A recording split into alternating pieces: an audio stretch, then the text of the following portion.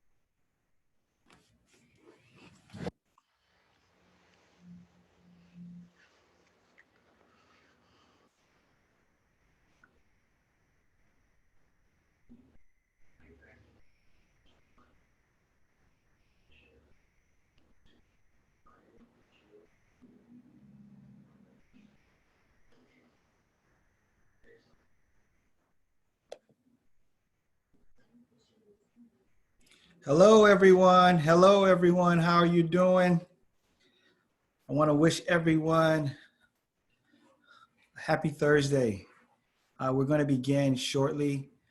We have several people logging in right now, and I'm just glad that those of you that saw it fit to come on tonight to get this information. I assure you that tonight we're going to give some great information, some things that'll help you, especially during this period that we're experiencing of economic uncertainties.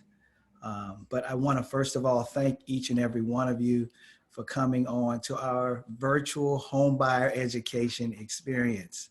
And so we're going to jump right in. We have a window that we're going to be here from 6 o'clock up until 8 o'clock tonight. So but I will encourage each and every one of you to take out your pen and paper. We're going to try to answer each and every question that you may have. We're going to try to be as detailed as possible. My name, first of all, is Danny Felton, and I'd like to welcome you to Experts Resource Community Center.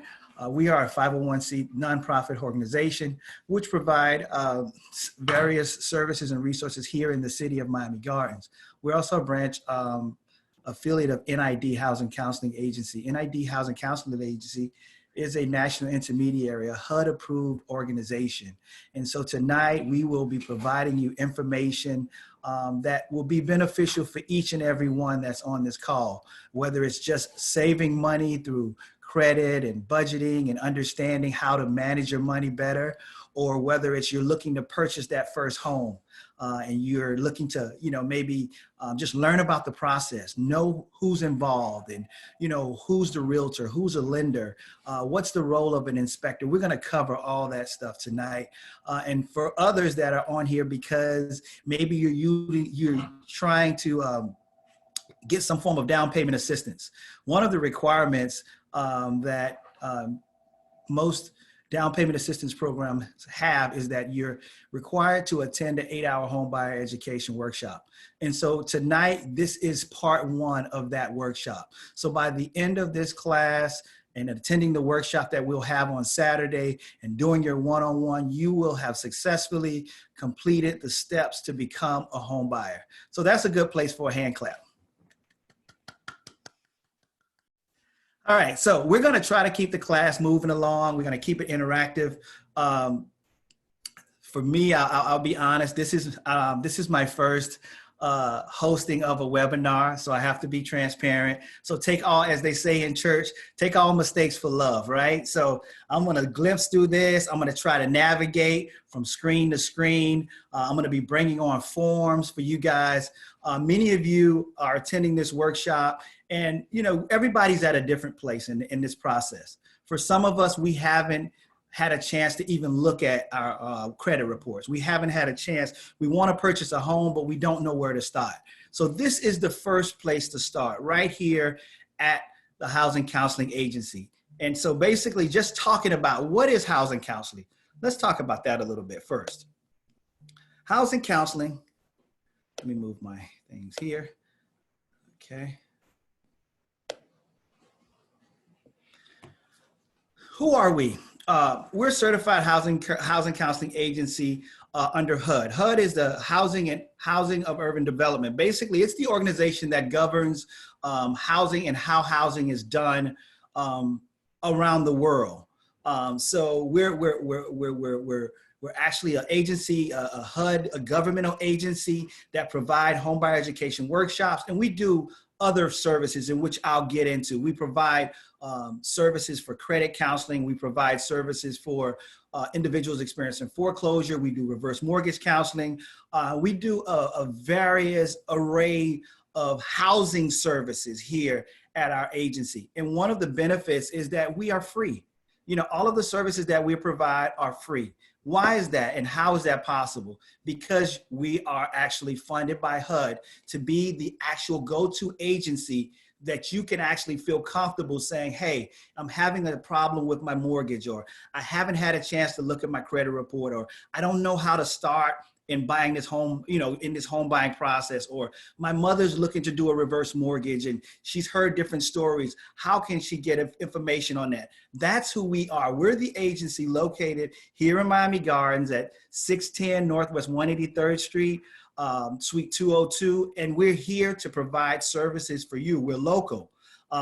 In addition to that, you can have confidence that we are trained, we're certified.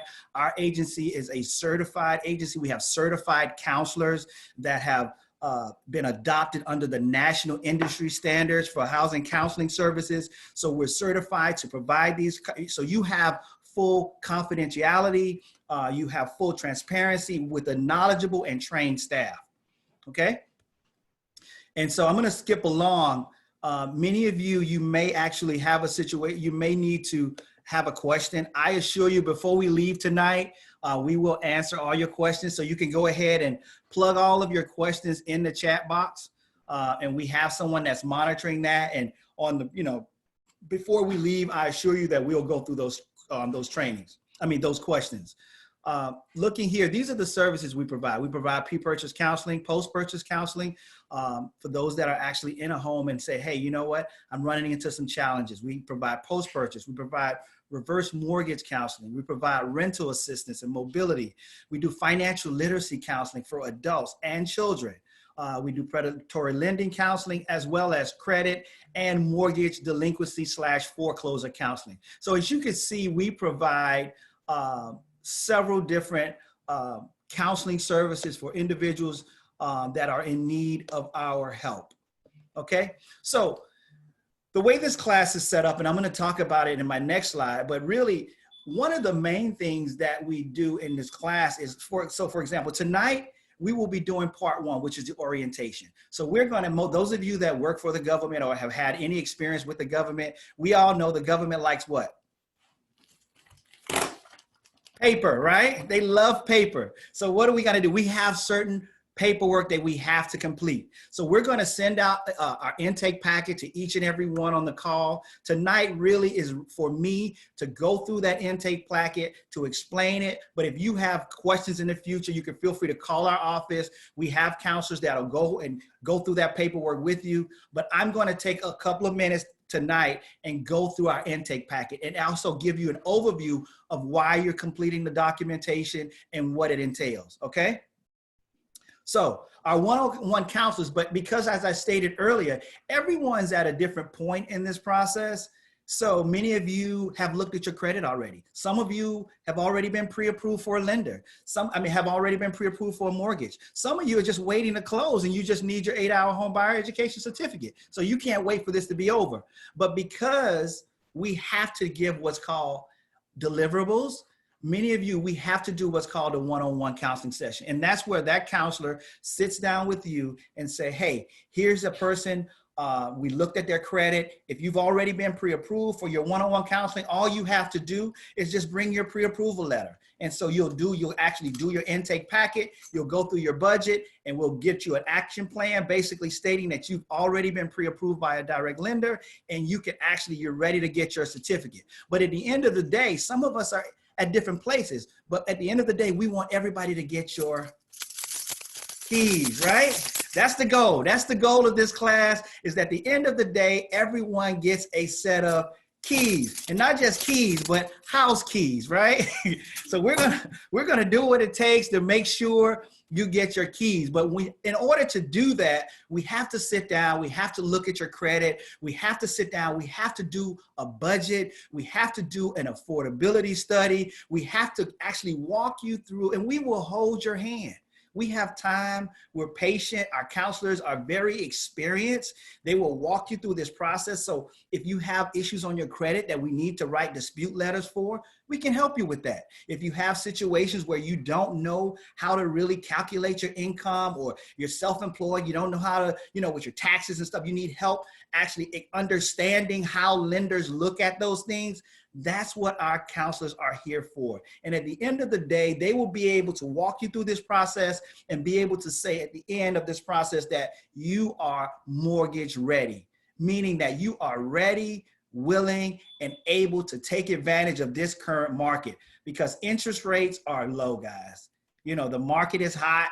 And so, where there's opportunity, that's the right time to strike. So I know we're in a time of there's a lot of uncertainty in regards to the market, but I will say to you, if you're in position to purchase a home, now is the time. I say to anyone, and I use this exercise when we normally do our classes and we're one-on-one, I have everybody to take out their calculator. And, I say, hey, take out your calculator and plug in the amount of money that you're paying for rent right now. And you plug that amount in and multiply it by the number of months that you've lived in your home. So if you lived in your home if you live wherever you live, if you've lived there for 12 months, if you live there for 24 months, 36 months, 48 or 5 years or greater, let's say you multiply it by 60 and you look at that number.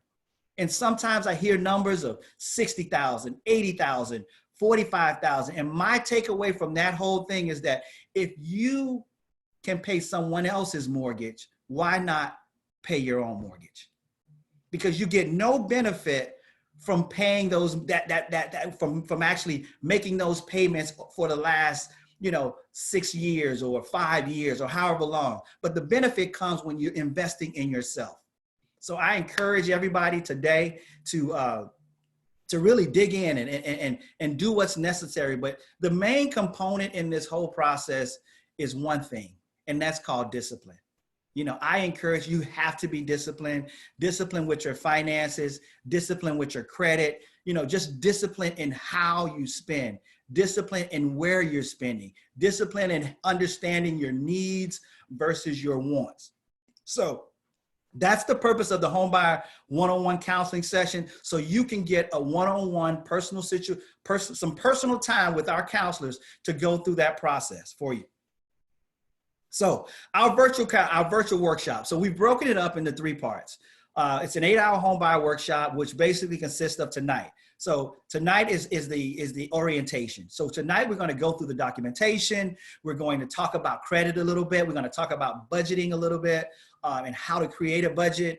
We're going to actually, really try to break those things down so you understand how and what you need to do to put you in position to be a homeowner. And then you have part 2. Our part 2 is going to be this Saturday. This Saturday at 10 o'clock. We'll be here from 10 o'clock to 2 p.m. And during that time, we'll bring in industry professionals because there's different people that's involved in this process. And it's very important that you understand what you're doing, why you're doing it, and who you're doing it with. And so that is where industry professionals will come in and talk about their role, will come in and talk about how and the importance of having a realtor, the importance of having a title agent, the importance of having an inspection. They'll come in and talk about those things so you can actually have a better understanding versus just signing because they told you to sign. You'll be signing because you know what you're signing and why you're signing it. Okay? And at the end of the day, once you've done your part 2, then you will actually go in and sign up for your virtual counseling session. So you'll actually once you complete part 2, you'll get a link that you can go in and you can schedule your counseling session. Now, we are actually offering it virtually, but we're also offering it face-to-face. And yes, we will be practicing social distancing. So if you schedule for a one-on-one counseling session with the counselor, please feel free to make sure that you wear a mask and you set your appointment, and we will actually have all of the things as far as protective items and hand-to-hand cleanser and things so you can feel safe during that process, okay? So let's see here. Let me see, do we have some questions? And at the end of the day, this is what we're going to get. This is what you're going to get. You're going to get a home buyer education certificate that says that you've completed the home buyer education workshop. And then when you go to apply for those down payment assistance funds, or you're completing monies at this city or this county, for down payment assistance, hey, you know what? You fulfill one of the requirements. So you can put a check in that box. Okay. Awesome. So this is what we're going to do tonight. Tonight, we're going to talk about what is housing counseling. What's the role of the housing counselor? We're going to talk about the intake. We're going to talk about the counseling process. We're going to discuss credit. We're going to discuss the budget. We're going to discuss also other resources that could be helpful to position you so you can actually fulfill your dream of home ownership. So first off, I'm going to show you guys basically what our intake packet looks like. Okay, let's see here. So let's see, I'm gonna show you. So everyone will, once you complete this class today, we have your email. And if we don't have your email, make sure you put it in the chat box. But we will actually send you out an intake packet. And so when you get that intake packet basically is to help us capture your information so we can report it to our client management system. And so what that looks like, one of the things that you're going to get is called an intake packet. Let me pull that up for you here.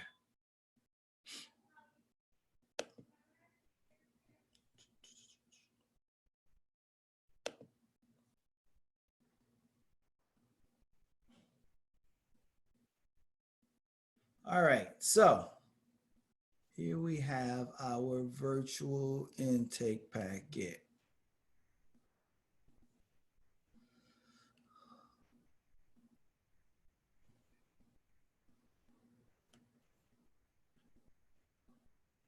Bear with me.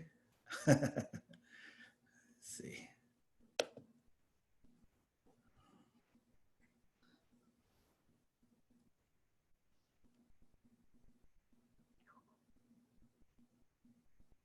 All right, let me look at while I'm doing this. I'm gonna actually go through and look at some of the questions too while I pull this up.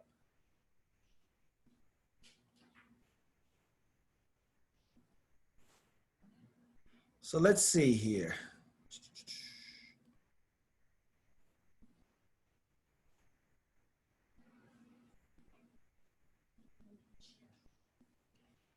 All right. So in our intake packet, well, I'm going to come back to that. Okay. But let's keep going. All right. Let's go back. Start sharing.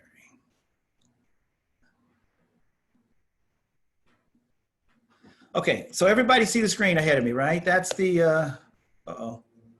Let's see here. All right, so the purpose of this class today is to assist you in making an informed decision about owning a home and to explain to you about the home buying process and how it works. The purpose is to provide you with information about the counseling process and to provide you specific information about loans and other housing products. Okay, for many of you, this has a different purpose, but everybody needs a place to live. So one of the basic needs is that, you know what? All humans need a place to live. So that's another benefit of this class. But however, deciding to buy or rent, that's an individual choice. You know, at the end of the class, hopefully you'll be able to determine, you know, is home ownership right for me? You know, and we'll help you to kind of see that more clearer. And also, but I want to share with you throughout this whole process, and I can't stress this enough, that owning a home is achievable for each and every one of you on this call, regardless of your race, color, creed, sex, marital status, regardless of how much money you make, regardless if you're on a fixed income, regardless if you're self-employed, home ownership is achievable for each and every one of you, okay? But there's some steps that have to be taken. And this process basically consists of, you know, the first thing is what we're doing tonight. We're investing in ourselves by taking 2 hours and saying, hey, you know what? I'm going to prepare. I'm going to learn what the 10 steps to home ownership. And then once I prepare, I'm going to go ahead and go shopping. You know, a lot of us have, you know, we've started shopping already. But I mean, I'm sure I normally ask, hey, by show of hands, how many of us are shopping already? How many of us are on realtor.com or Zillow, or matter of fact, have gotten in the car and even drove in neighborhoods. Oh, I like this house. But we haven't even took a look at our actual credit report. We haven't sat down and kind of analyzed our debts to see what our debt to income ratio is. But, you know, we're shopping, but that's a habit. A lot of us, we go to the mall sometimes and, you know, we go shopping and we don't have money in our pocket. And they got a name for that. I mean, it's called window shopping, right? Some of us, we're window shopping for a home, but hopefully after this class, you will have a better idea of where you need to be shopping, what price range you need to be shopping for, so you can be comfortable in making this dream of home ownership a reality. After you shopping, the next thing is buying. We're in an aggressive market right now. So, you know, a lot of times you may see a home that you love and you're ready to purchase that home. And, you know, you look at that house and you say, hey, I'm going to come back tomorrow. I'm going to come back next week. Because the market is really aggressive, you got to be ready to move on these properties. I mean, right now, you got to be ready, willing, and able. When you see a house that you fall in love with, you want to be able to make that offer and say, hey, you know what? I can make this offer because I've done the things that I needed to do in terms of making sure that I know what my mortgage payment will be at a house at this price point. I know how much money I'm going to need out of pocket at a house at this price point. And so that's one of the benefits that you will get from going through this process. And then after you purchase that home, the next thing is carrying. There's no greater feeling than having, you know, driving home from work at the end of the day, driving in your driveway and say, hey, you know what, this is my house. Anything I want to do to this house, I can do it because I own it. If I want to cut the yard today, if I want to plant a tree over here, if I want to change the color of the home over here, if I want to decorate a room, if I want to put a garden in the backyard, you can do it because you own it. So the responsibility now is that, hey, you know, you need to take care of it. Many of us are taking care of properties right now that we don't even own. You know, by show of hands, we have landlords, something breaks and they expect for you to fix it, you know, but it's just, you want to be able to actually fix your property. Okay. So let's see, there's different people involved in the home buying process. We have the borrower. Who's the borrower? We're the borrower. That's the person that borrows money to purchase a home. And then you have that lender. The lender, the mortgage lender, that's the institution that lends the money using the property as security. So basically lenders loan money. You as a borrower will take title of a home and you will pledge that home as collateral. And so that's how that works. You know, a lot of times we look at it as though, you know, because South Florida, we are a title theory state. So what that means is when you actually close on your house, you will be the owner of that house. If you're Mr. Smith, when Mr. Smith closes on closing day, guess what? Your name goes on the title. It's not like a car where you don't get title until it's paid off. No, you actually become the owner of that home at the time of closing. And that lender provides you with a promissory note. That promissory note is a promise to pay that says that you will make certain payments over a specific period of time at a specific price. And basically it's kind of your rules of engagement in terms of the terms that you're getting those funds. All right. Then we have our appraisal. The appraisal's job is to make sure that you don't pay more for a house than it's really worth. And any lender that you deal with is going to require that you get an appraisal. And that appraisal is basically to protect their investment. Because once again, like I stated, you're offering this property as collateral. However, they're putting their monies out, holding that property as collateral. So one of the things that they're going to do is make sure that that property is worth what you're paying for. And so you have the appraisal. Then you have the mortgage insurer. That's the institution that insures the lender against loss in case the borrower does not repay the loan. Well, what does that mean? You've heard the term PMI. Many of us, you've heard PMI or mortgage insurance. For FHA, you have a mortgage insurance premium. In most cases, when you're putting down less than 20% on a property, you're required to have mortgage insurance. And that's in place to protect that lender in the event you default on that loan, okay? Then you have that real estate professional. That's the person, the licensee to transact the sale of the real estate deal. So basically, that's the person gonna help you sleep at night. They have this system that's called the multiple listing system. Many of us, we up late at night looking at houses on Zillow and Trulia and Realtor.com or whatever site we're looking on. And a lot of times, those houses may be already under contract. But that realtor has what's called a multiple listing system that's going to actually look at properties in real time. So they'll be able to let you know what houses are on the market, what houses are off the market, what houses just hit the market that are in your price range. So that realtor is going to save you a lot of sleepless nights of falling in love with a house and praying over a house that it's not even available. Okay. Then you have your insurance representative. That insurance representative is the person that's going to provide hazardous insurance to protect the homeowner and the lender against physical damage. That's the insurance that actually insures the property in case of fire, in case of flood, in case of theft, in case of any kind of damage that you have to your property. Homeowners insurance is what protects that investment. So if something happens, you'll be able to replace that property back into the condition of its original condition. Okay. Then you have that closing attorney. The closing attorney, their role is basically as a person appointed and empowered to act for another individual, giving legal advice to clients and representing the buyer. Basically, the closing representative is that person that is responsible for administering the transfer of ownership from the seller to the buyer. And so their role is to make sure that there's no liens on that property, make sure that there's no encroachments on that property, make sure that there's no violations on their property. They're going to make sure there's a survey in place. They're going to do everything in place to make sure that you get a warranty deed, making sure that, you know what, you're the sole owner of that property, and you'll have title insurance just to make sure that no one can come and say, hey, I have an ownership interest in that property, because guess what? You will be the sole owner, and it's their job to make sure that happens, okay? And then you have the loan servicer. That loan servicer, that's the institution that collects your mortgage payments. So many of you, you may have a loan with a specific institution that say, hey, this is my lender. Wells Fargo is my lender. Bank of America is my lender. Primary Residential is my lender. However, you'll make those monthly mortgage payments because to an actual servicer, meaning the person that's going to collect those payments.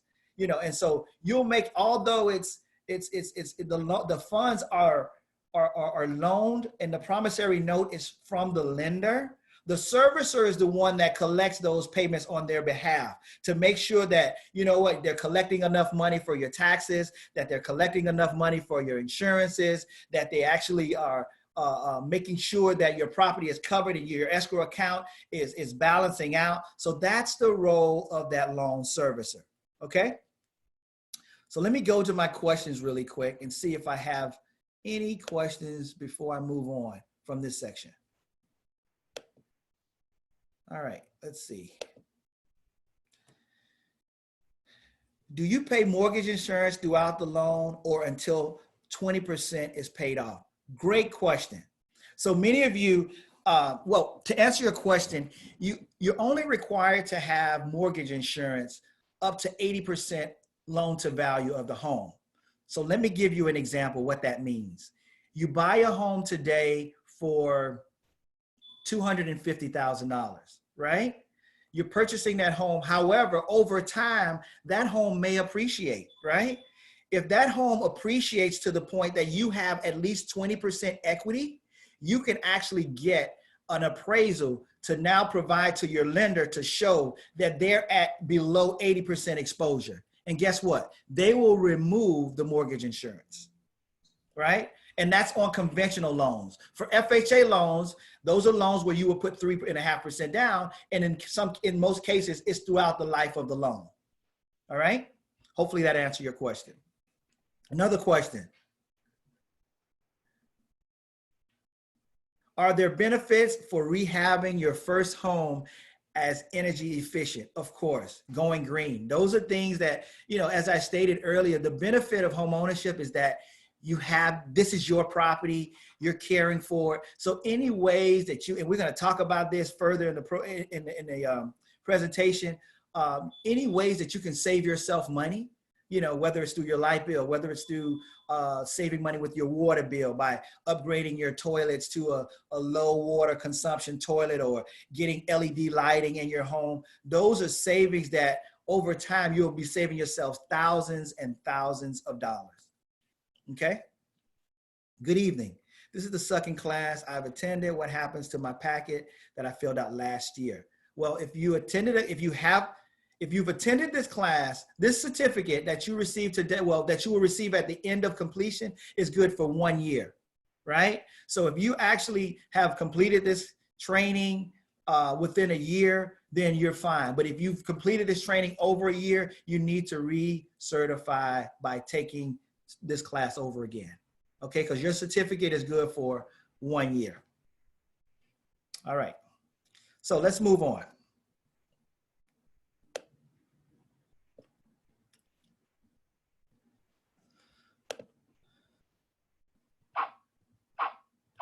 Oh my, I have noise in you guys you hear that noise?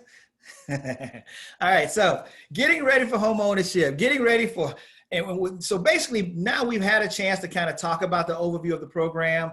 Now it's time to really make some tough decisions and say, hey, you know what, is home ownership right for me?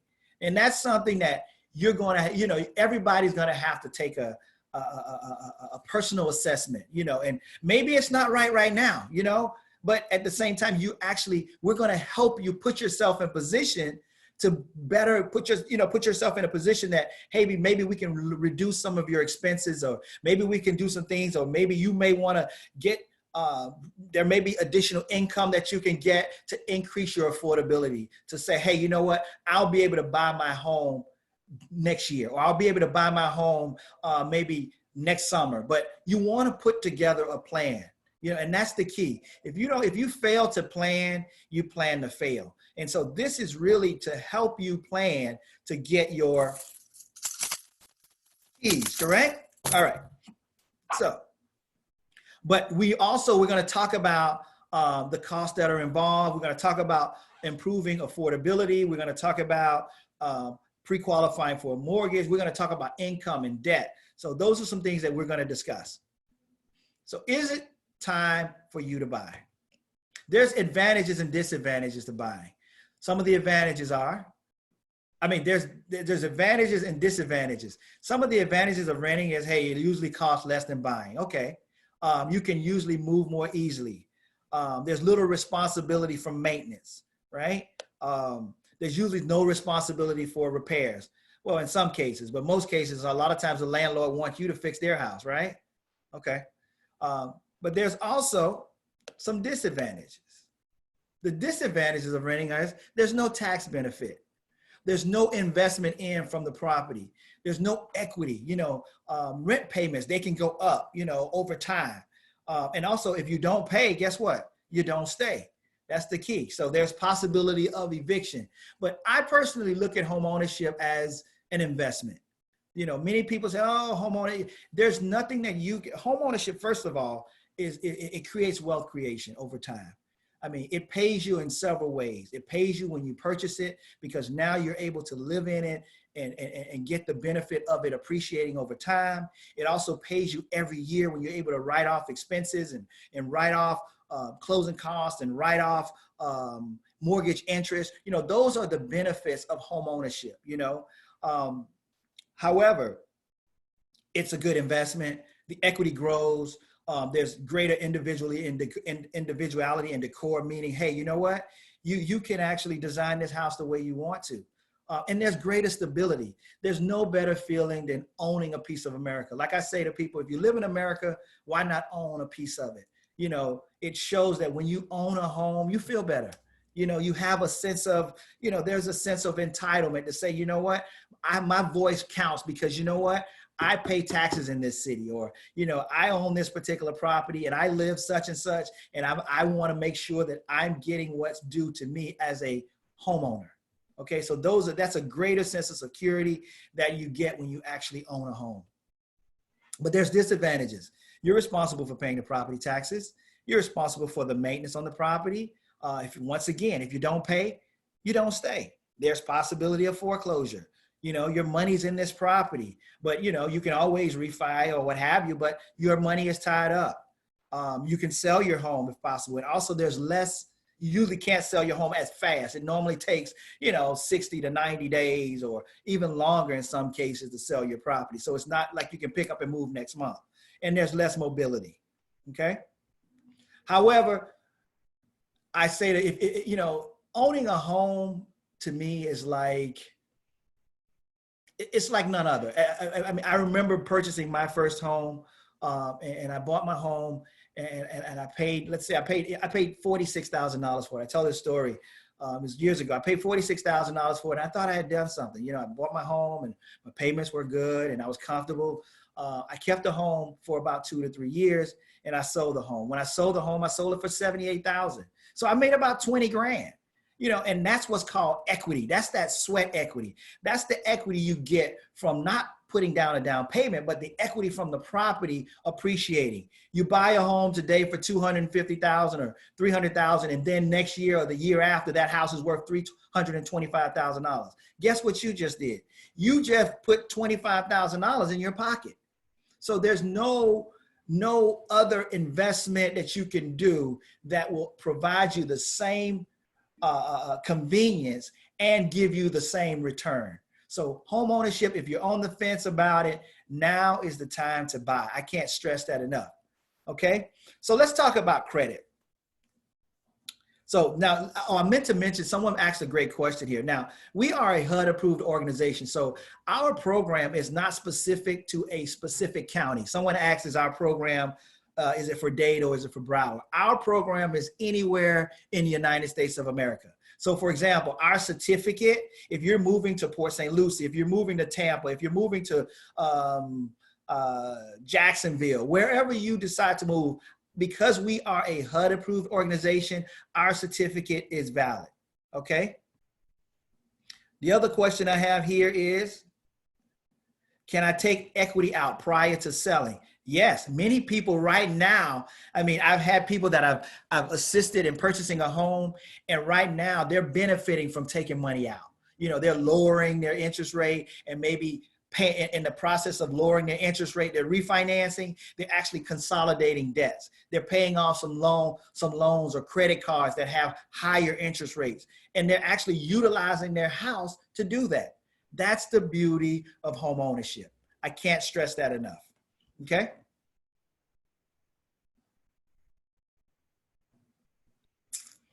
So I have a short video I want to show to you guys, and I'll be right back. Okay. And I hope you enjoy it.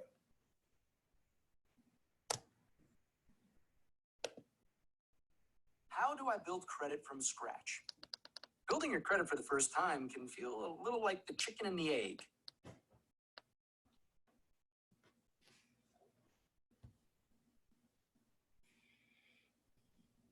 To build a good credit score, you're going to need to take out a loan or get a credit card. But you can't qualify for a loan or get a credit card without some credit history, right? So what do? Let's start with a bank account. You don't really need a long credit history to open a checking account at your local bank. In fact, you may have one already. Even though a checking account won't necessarily help you build credit history with the bureaus, that account may help you get your first credit card or loan from the same provider. You see, if you already have a history of doing good business with the bank, they know you and value that business. That existing relationship can carry some weight when it comes time to get your first line of credit.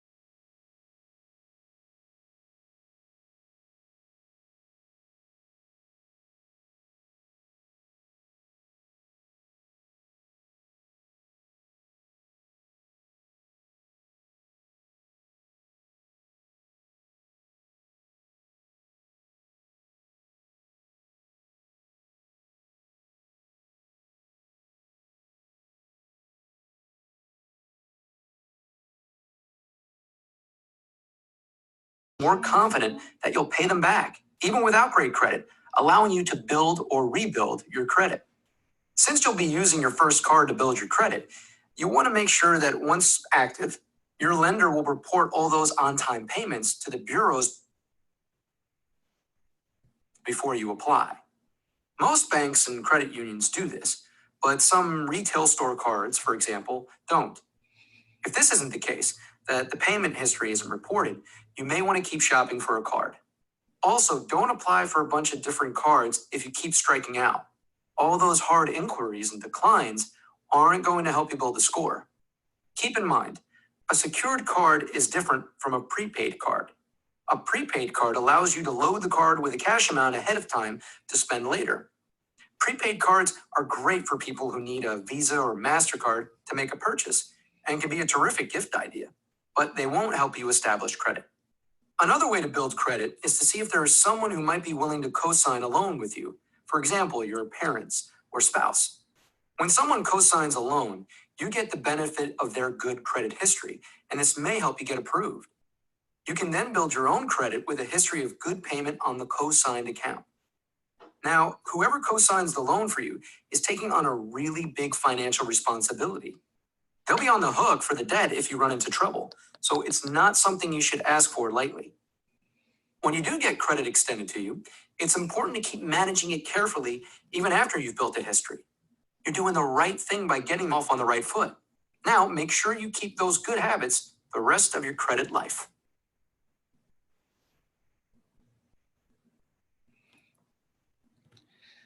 How do I build credit from... So what do you all think about that? Some good information, right? Awesome, awesome, awesome. Great. So someone has their hand raised. Go ahead and ask a question. Someone had a question. If you have a question, go ahead and put it in the chat box, and we'll definitely answer that question for you as we go along. So let's talk about credit. Why is good credit important? This is what we're going to talk about now.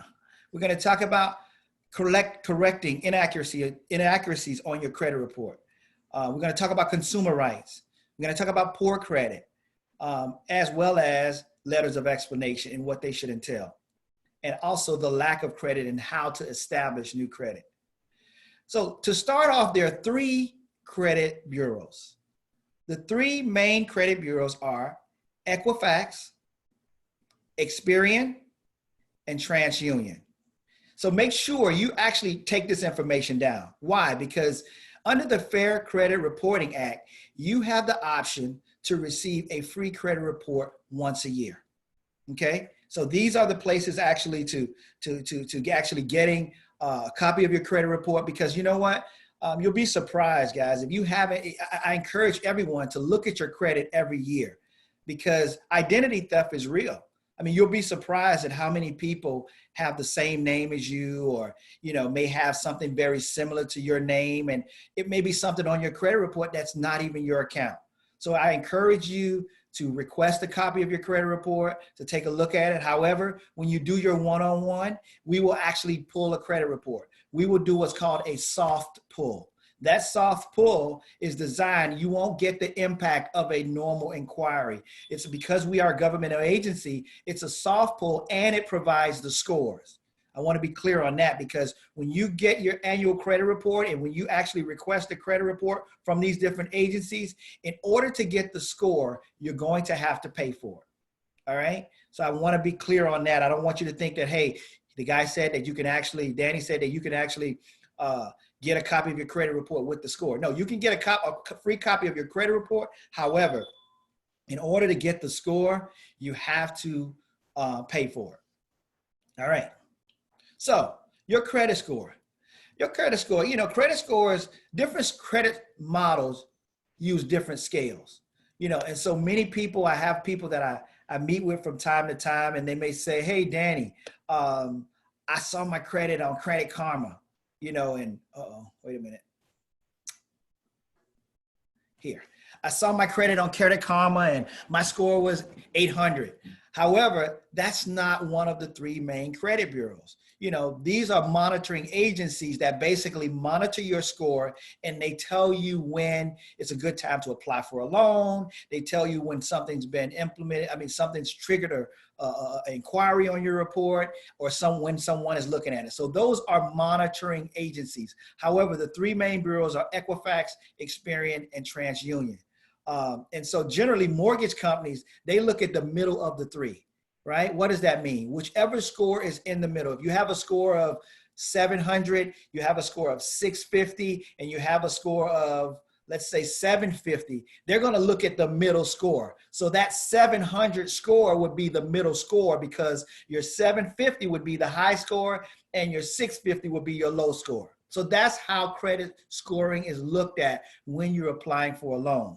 And so it's very important that you understand that you take a look at your credit and you try to protect your credit score, okay?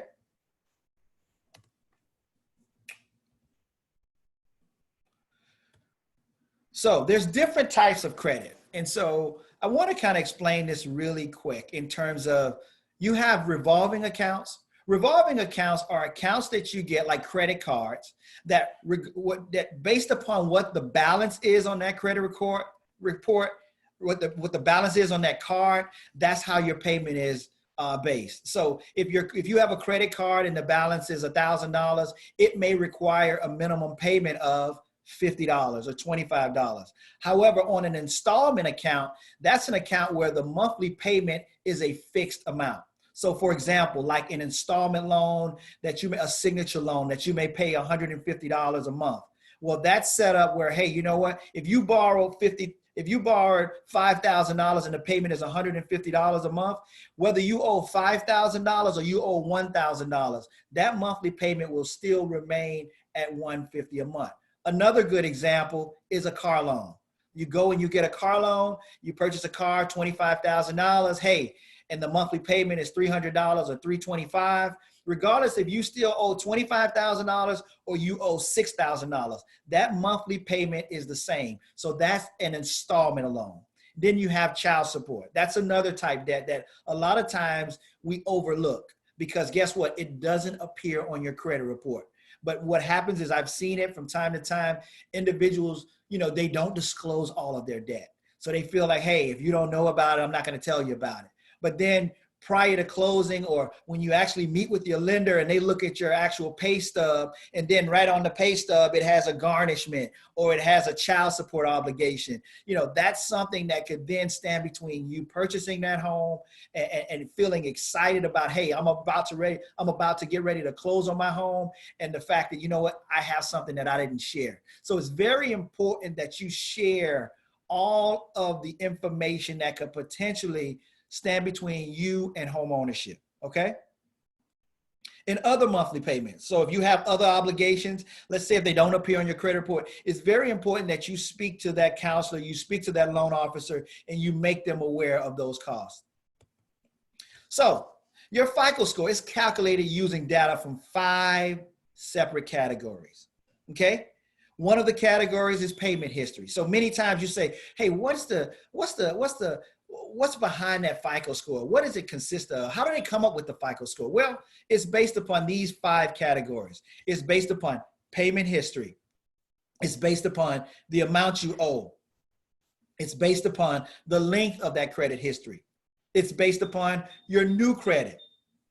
And also it's based upon the types of a credit that you use. And so I'm gonna dig deeper into that because I really want us to understand this credit report system, okay? So let's talk about 35%. The bulk of it is based on the history of your accounts, which includes stuff that's on your public record, meaning if you have a collection, if you have a charge off, if you have a foreclosure, if you have a tax lien, those are the things that I look at credit as your credibility, okay? So, I mean, many a times when people say, oh, I don't have credit, I don't need credit, I don't use credit. Well, in today's society, guys, you want to look at establishing some form of credit, even if you don't use it, okay? Because guess what? When you get ready to apply for a job, a lot of times, they're looking at your credit. When you get ready to turn your lights or your water on, they're going to take a look at your credit. So anytime that you're looking to get some form of a loan or establish some form of credit, they're going to look at your credit report. So you want to make sure that you take a look at the things that are in public record. You want to take a look at the number of days late on things in public record. So if you have something on your credit report and you feel like, hey, you know what, that was from, back in 2006, I'm not worried about it, that could affect your credit score. And that weighs 35% of that score that we're talking about. So it looks at the amount of time since the most recent public record, the number of days a derogatory public record was late, the amount owed on your derogatory accounts, as well as the quantity of derogatory items on your credit report. So that's where the bulk of that credit score comes in, all right? The other 30% is based upon your balances. So I tell people, you always want to keep your credit limit, or you want to keep your credit balance below 30% of the credit limit of a card. So for example, if you have a card that's $1,000, has $1,000 credit limit, you want to keep that balance under $300. And if you do that, you will notice that your credit score will increase because they look at that heavily. That's 30% of how they base that score. So they base it on the average balance of your revolving accounts, the percentage that you owe, as well as the ratio of revolving debt to the total revolving limit and the percentage owed to open installment loans. So that's critical. When you actually have a car loan, you'll see it. You know, how people say, hey, you know, you get a credit card or you get a car loan, it will help you establish credit. As you pay that down and you pay it timely, the lenders look at that to say, hey, you know what? This person is a good credit risk because they have a credit card and they keep the balance low. Or they've had a car payment and they've made those payments till now. Guess what? The payment is almost paid off. It'll be paid off in another year or so. So we want to be conscious of that and pay very close attention to making sure that we focus on keeping our revolving accounts low and in control. Okay? The other 15% is based upon, the other 15% is based upon your history, meaning how long you've had accounts.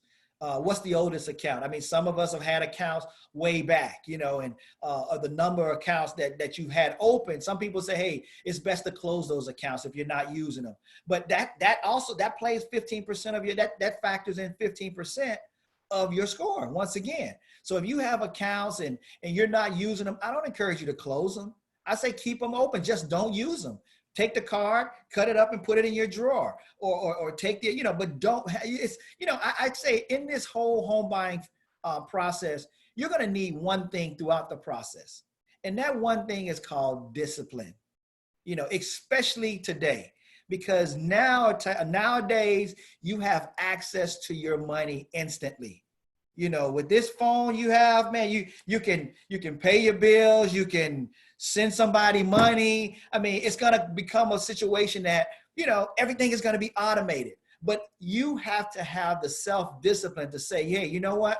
Although I'm walking through the store and they say, hey, get this credit card today and we'll give you 35% off. You know, if you apply today, or if I'm walking through the airport and they say, hey, I'll give you bonus points if you go ahead and you apply for this credit card, you'll get a free round trip. You got to be able to have the disciplines to say, you know what impact is that going to have on my credit report? Is that going to keep me from purchasing my home? Is that going to keep me from getting my keys? So those are things that we want to make sure that we're conscious of during this home buying process, okay? The other thing is the type of credit being used accounts for 10% of the weight of the final score, meaning the number of bank accounts cards that are being used, the number of retail or department cards being used, the number of finance company accounts, meaning sometimes I think it's best if you just pick one card that you're going to use and use that one card. You know, you don't want to have, you know, you don't want to allow your credit to get away from you. You know, where we got 15 different cards. And so now it's sometimes, you know, it may be we may overlook a card one month or, oops, I forgot to send in a minimum payment. You know, I'm able to make the payments, but because I have so many bills, I'm unable to manage them. You know, so what you want to do is if you have those accounts, you basically don't want to use all of your credit because then you look like a credit risk. Like every piece of credit you have is going to be maxed out. That's going to account for 10% of your credit score.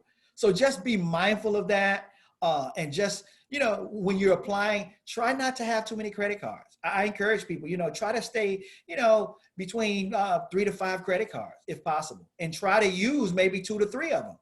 You know, I wouldn't use 10 or 15 credit cards and trying to manage that. And then I have student loans, and then I have a car note, and then I have those expenses that don't even appear on my credit report, like my light bill, my phone bill, my water bill, my child care, my car insurance, all of those other bills. So what you want to do is you want to definitely put yourself in position to manage your bills properly, okay? And the other 10% is it comes in with inquiries. All right. So we talk about, you know, the number of inquiries that you make on your credit report has an impact. There are certain inquiries that impact your credit score more than others. The number of inquiries that you've had in the last 12 months. as well as, mortgage and auto inquiries. Those are things that impact your credit. And I'm going to share something with you that many of you did not know. Here, let me see where that slide is. That talks about impact on credit reports. So not all your credit inquiries are scored the same. The following items do not factor into your score calculation.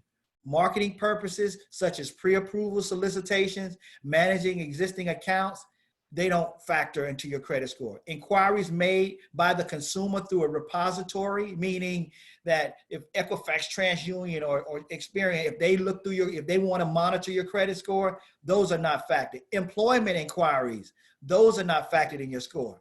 Multiple inquiries from mortgage companies and auto dealers made within a 30-day period are counted as one inquiry. A lot of times, people say, "Oh, I don't want my credit report pulled again. I'm searching for a mortgage." If you do it within a 30-day period, it's counted as one inquiry, and it doesn't impact your credit score the way we think it does. And the same thing applies for car loans. But keep in mind, that's within a 30-day period. Okay, and just know that credit inquiries remain on your credit report for 2 years. But the impact of your FICO score, they impact your score for 1 year. So I wanted to share that with you because many times we don't want to, I'm not encouraging you to have multiple inquiries on your report, but I am informing you of the impact that your credit report will have. Okay. So let's look at this. There's different events that remain on your credit file for different periods of time.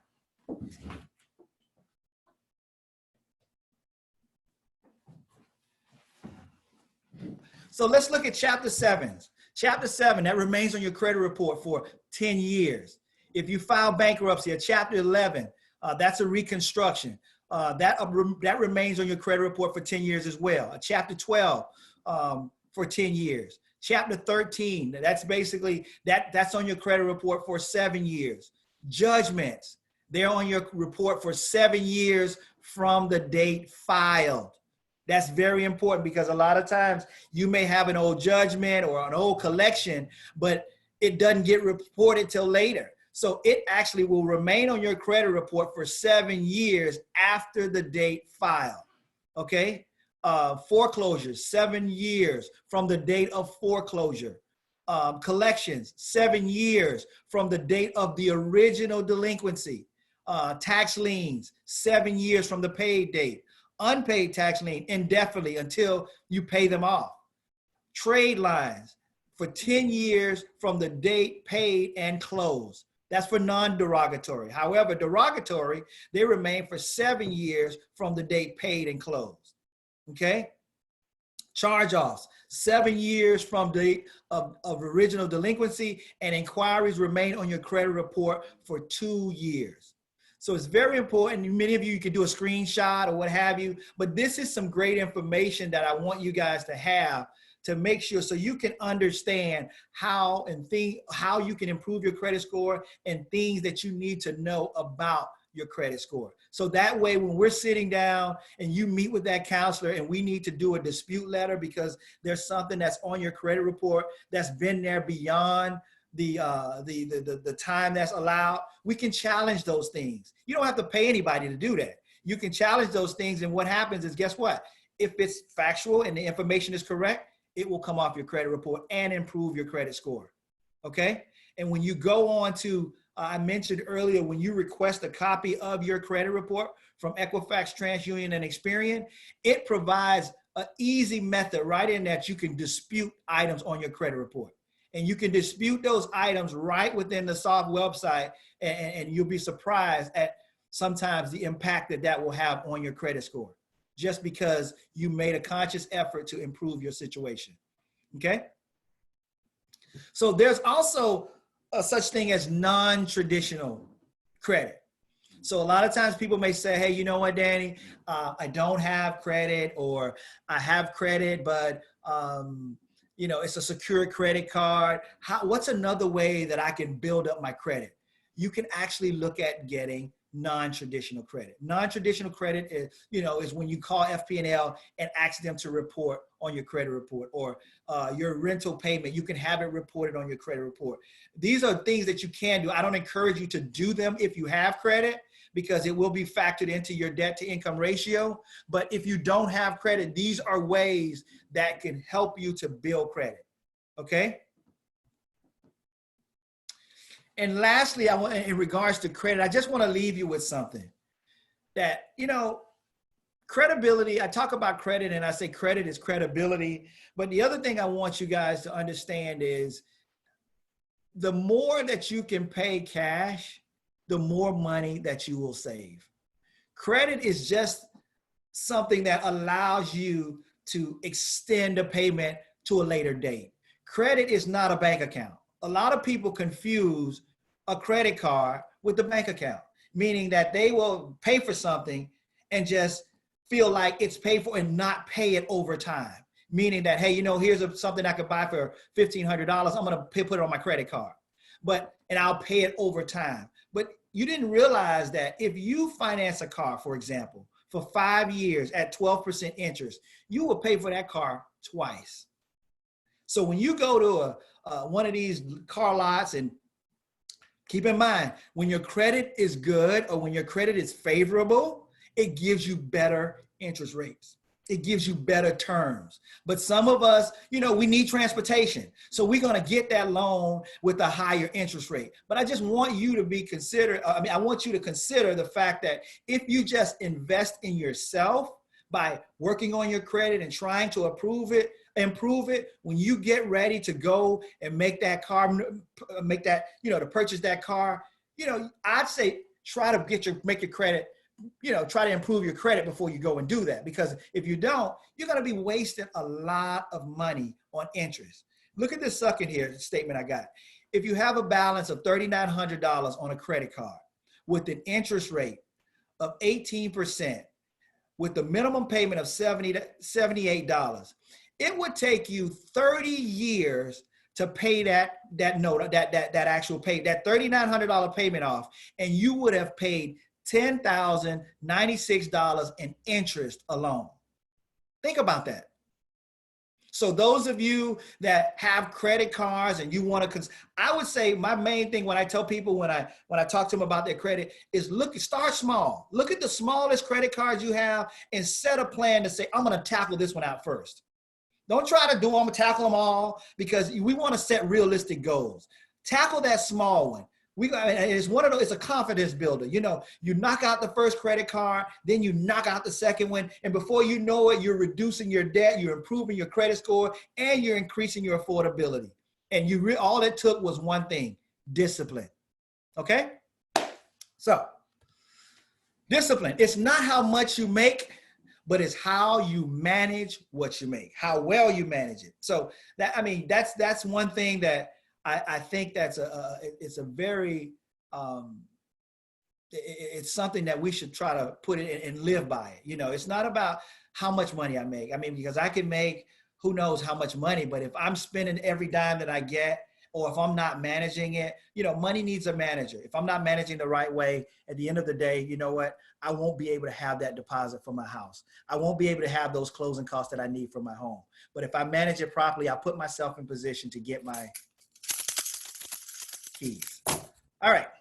So let's talk about budgeting. We're moving right along. We got some questions here. Let's see. Poll question. Let's see here. What happens if you consolidate several credit cards? What happens if I have consolidated several credit cards and I'm almost done paying? That is great. That is fantastic. Will I be able to enter this program if I have debt? Of course. This program is to help you. There's no qualifications to be in our program.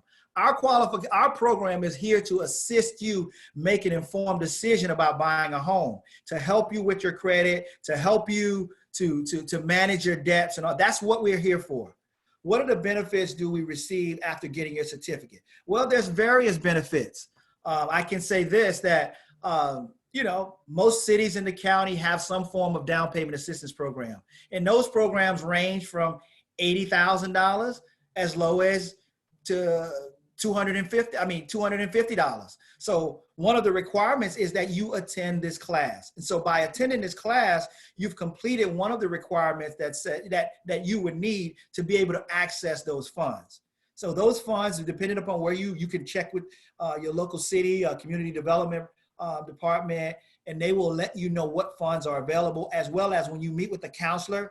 If you have an idea of a location that you're looking to purchase, that counselor has actually a list of down payment assistance programs that could assist you as well. My student loan interest rates are so high. I would love to consolidate, but I'm not sure how or if it will be beneficial. Yes, I would definitely say to anyone, if you can consolidate your student loans, I encourage you to do that. Another thing is, many of you know it or you may not know it, a lot of times the student loan companies will do what's called an income-based payment. What that means is they will put you on a lower payment amount, which is based upon your income, which helps you in qualifying. So basically, in an FHA loan, they're going to take 1% of the balance of the student loan. But if you have an income-based payment on conventional financing, a lot of times they will take that lower amount, which will help you to qualify for more home. Okay? Let's see here. Let's move on to budgeting.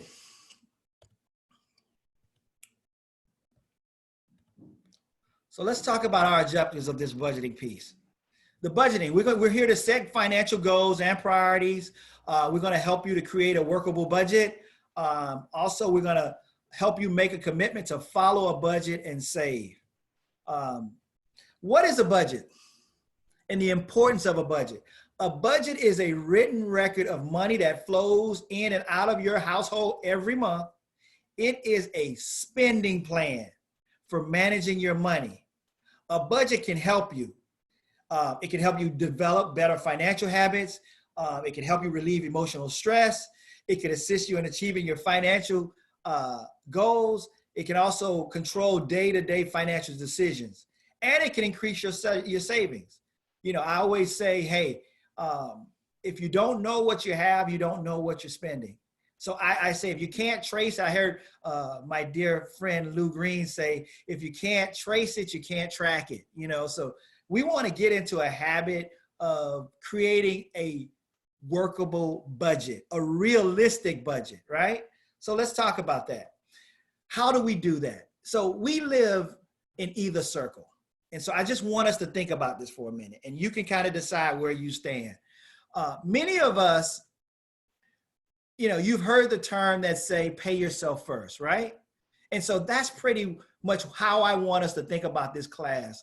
I want us to start thinking, when we think about budget, I want us to start thinking about, hey, I'm going to invest in me first. I'm going to pay myself first. So I know that, hey, I'm going to have to purchase this home and I'm going to need 3 to 5%, to put down. So here we have it. I know a house is worth, right now the property values are $250,000 to $300,000. So I'm going to need to put, 5% down or 3% down. That's $10,000 or $15,000. How do I do that? Well, this is how you start. The first thing I want us to do is start paying ourselves first, meaning I want us to save first and then spend. Because many of us, we spend first and we attempt to save. So it's always, I'm gonna buy this house, I'm gonna save. After I get my income tax, I'm gonna save. And then you get your income tax, or you get your stimulus money, or you get your, whatever, and you spend, and then you say, I'm gonna put away $200 for my house. Versus saying, hey, I'm going to save first, and then I'm going to spend the balance. So I want us to look at this and just think of, hey, income, if we plus savings, equals investment equals wealth. But if we actually take our income and then we do our debts and spend, we're going to equal up broke. We're going to wind up broke. So I want us to pay ourselves first. When you get your funds, save, then spend. And you'll find out that, it will help you to become more disciplined in this budgeting process. Okay, but there's roadblocks. I understand there's roadblocks to savings, saving up for your down payment and closing costs, or qualifying and lowering your debt to income ratio, or correcting problems on your credit. You say, hey, Danny, you know what? How am I going to save when I got to pay some of this stuff off on my credit report? Well, guess what? It's baby steps. It's all about small wins. That's what I want us to get used to. Small wins. The small win of, hey, you know what? I paid this credit card off, or hey, I was able to save $2,000 this month, or over the last 2 months, or I was able to put this money away and realize I had it, but I didn't realize I made my mind up that I wasn't going to use it. So I want us to have small wins that will help us to have a big win in getting our keys. Okay. So what's the purpose of a budget? A budget is put in place to assist us in planning for new expenses. It's to assist us in preparing for large expenses. It's to identify items that cost too much. It helps us prepare for unexpected expenses. And it helps us accomplish savings goals. So what happens? So there's one thing that there's several things that you can do in terms of a budget, and they actually have even softwares that you can utilize. They have, on the internet that will help you, that will go in and manage your and actually look at how you're spending and your spending patterns. And it kind of gives you can actually create a budget within those programs that when you go over your spending, it triggers and reminds you.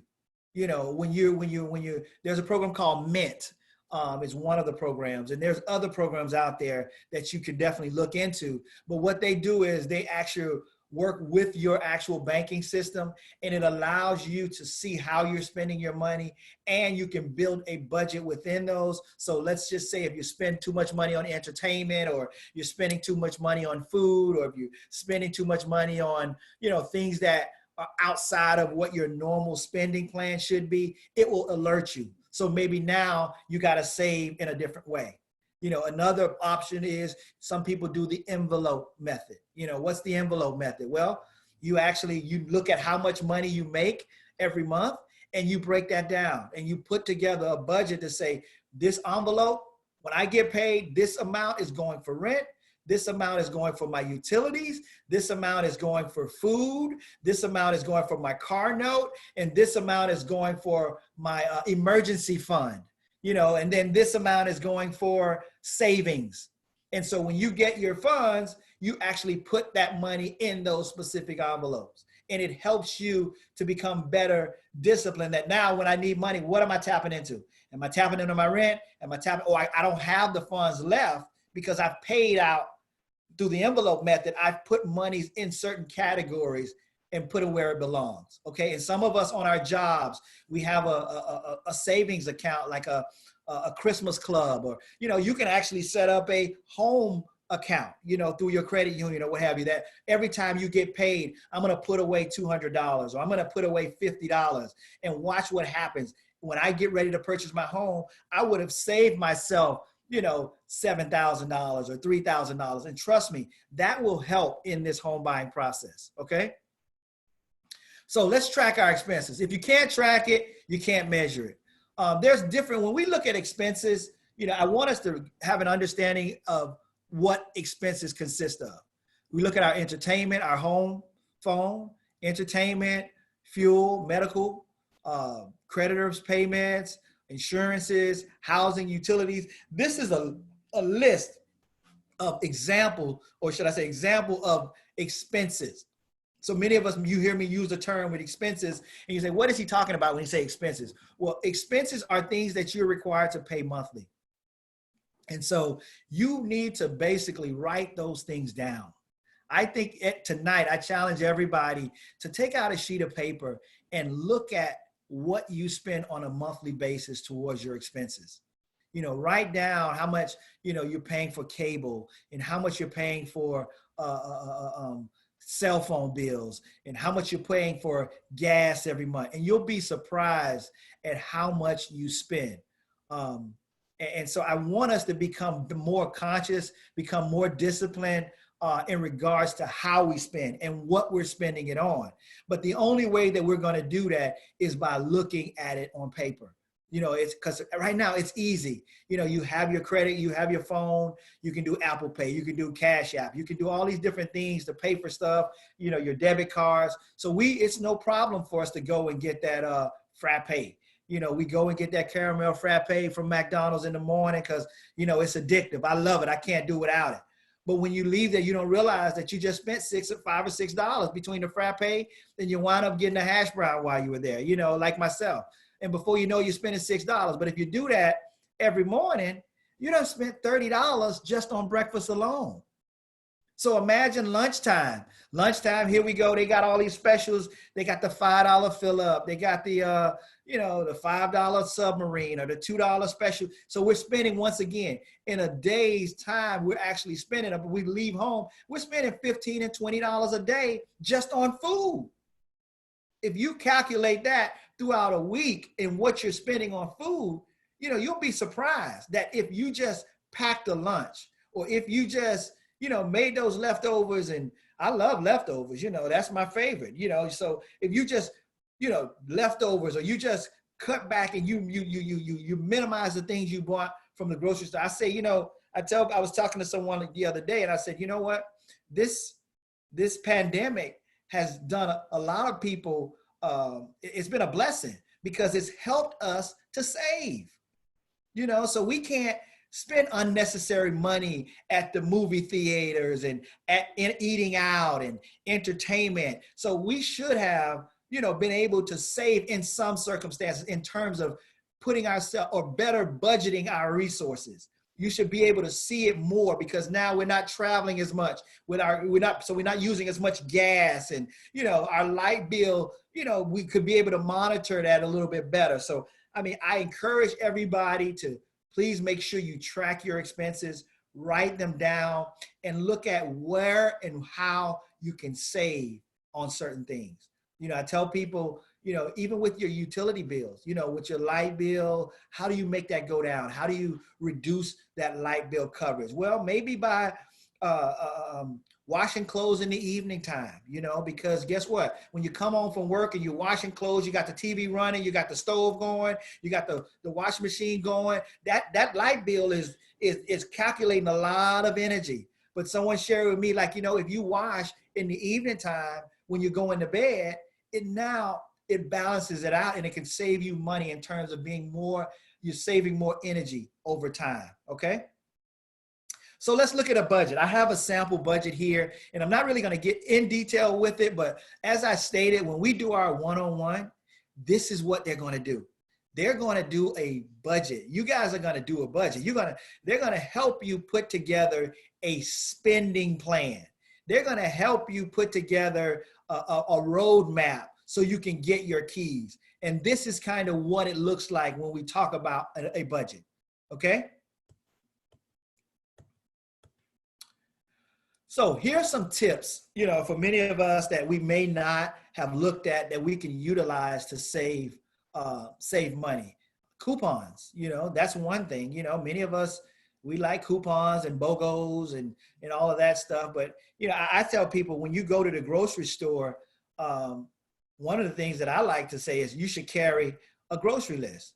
Never go grocery shopping without a grocery list. You know, because what'll happen is you'll hit that aisle and you'll see those Oreos, or, you know, you hit that aisle and the lady's cooking at the end of the aisle, and you try that little, you know, whatever they made, and it tastes pretty good. Before you know it, it done got in your buggy, you know, or you're going up and down the aisles. If you go up and down the aisles in the grocery store, you're guaranteed to spend more money than you expected to spend when you went in that store. So I encourage that, you know what, before you leave home, or even in the parking lot, you write down a grocery list of your needs, the things that you're going to get. Go in and get those things and come out, and you'll save yourself a ton of money, okay? Create a menu, what you're gonna eat throughout the week. You know, have it laid out that, hey, you know what, I'm gonna cook this on this day. I'm gonna cook me some chicken this day, and tomorrow, you know, I'm gonna take that same chicken and I'm gonna flip it around another way and put something else with it. And, you know, but you'll be surprised just in creating a menu of how you're going to spend, or how you're gonna your groceries, how you're going to cook throughout the week, or the meals that you're going to have throughout the week, whether it's at work or at home, you'll be surprised at how much money you can save over time. Okay. Take lunches to work. We talked about that, pack that back up. I do it. I put my oranges and my apples, I put it all together and I take it to work, and you'll be surprised. It saves money, because when I don't, I wind up running out and I wind up spending money unnecessarily when I could have saved, because I had money and had food at home in the refrigerator that I just could have taken with me, and I didn't do it. All right. Other budgeting tips: rent a movie. We all know about Netflix now, right? Netflix or you got the what is it, Redbox, that you can get. There's things that you can do and not only that, going to the movies now is expensive. I don't know, well, we haven't gone to the movies in a while, but I know the last time I went to the movies, I was spending about $25. And don't go and try to buy a drink, or popcorn, because they got the combos now. So you wind up spending even more money. So, but if you just waited, or if you just got that movie and went on Netflix or Amazon Prime or whatever you have that provides free movies, that's something, I think it's a good investment.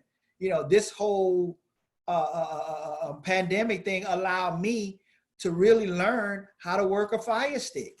I had a Fire Stick and didn't really realize all of the things that you can do with a Fire Stick. So it made me question, why did I need Comcast? I need it for internet, but did I really need the 300 and something channels that I have that I don't even watch? So I want us to look at things like that in ways that we could save money and actually be better stewards of our resources and paying ourselves first by saving. Okay. We can barter services with our neighbor, our babysitting, cutting the lawn, hair care. It teaches you how to, this thing teaches us how to shave. This whole pandemic, it taught me how to cut my own hair. I didn't do it this time, but it normally teaches me, it taught me how to give myself a tape. So going to the barbershop on a regular basis, guess what? I didn't, it was something I didn't do, but this whole thing, it taught, I have friends that, I learned how to do my hair, or, I couldn't get my hair done. So, I figured I'm going natural now, so this whole situation has saved us money when we really didn't realize it, how much it saved us.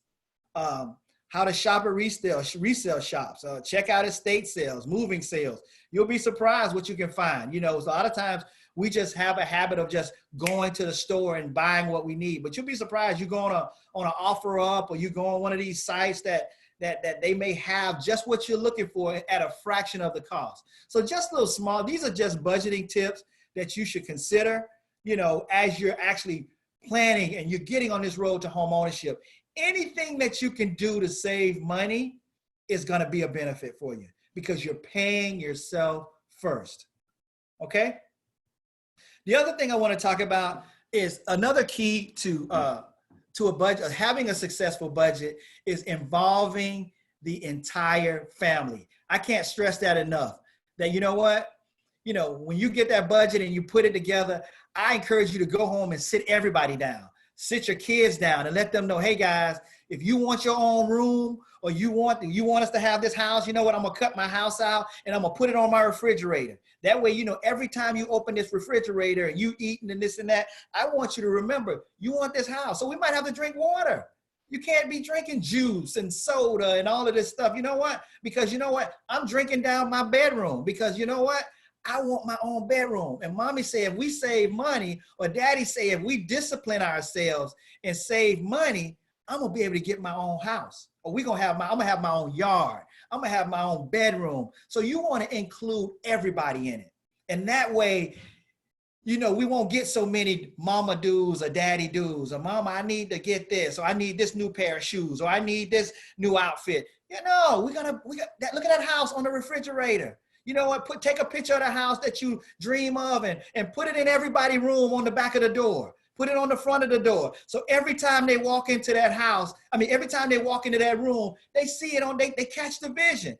They see that house, and it starts to resonate. Like, why y'all got these houses all over your apartment? Why? Because our goal this year is that we are going to be in a house by the end of the year. So everybody is cutting back on things. We're going to turn the lights out when I walk out the room now. Because I know, guess what? If I just turn the lights out and mommy not or daddy not have to always tell me, baby, turn the lights off, close the door, close the refrigerator. If mommy and daddy can help me by me just looking at the picture of that house, that's that motivation. So I encourage you to involve your entire family. Develop a plan that they can see. Hey, you know what? We may not be able to do this, and this, but we're going to pick out one thing on here that you really want. And that's the one thing we're going to do. But we might not be, you can't be in 50,000 clubs. We can't be traveling all over. You know, I want you to be, okay, if you're going to play football, here's your football, right? But we're going to do football. We do this. I got to do that. Uniform. You got to discipline them. And so you got to basically provide discipline for them too. And believe it or not, it's going to help them in the long haul. They're going to start putting their little coins away.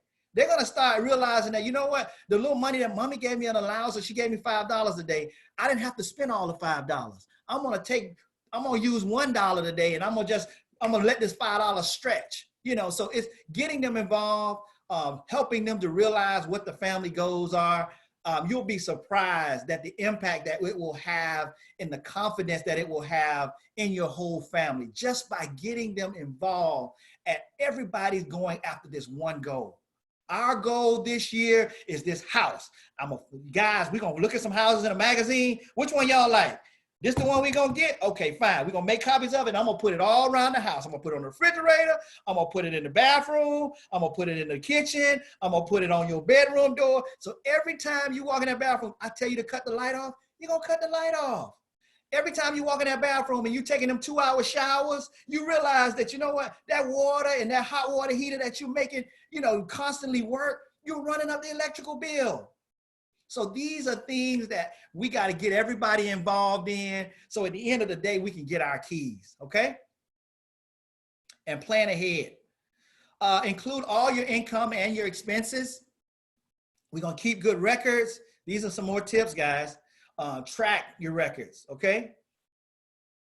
Include a reserve account. So just like what's interesting is that it's even better, like if you actually, in addition to having that picture, you create a little grid that this month, this is how much we spent.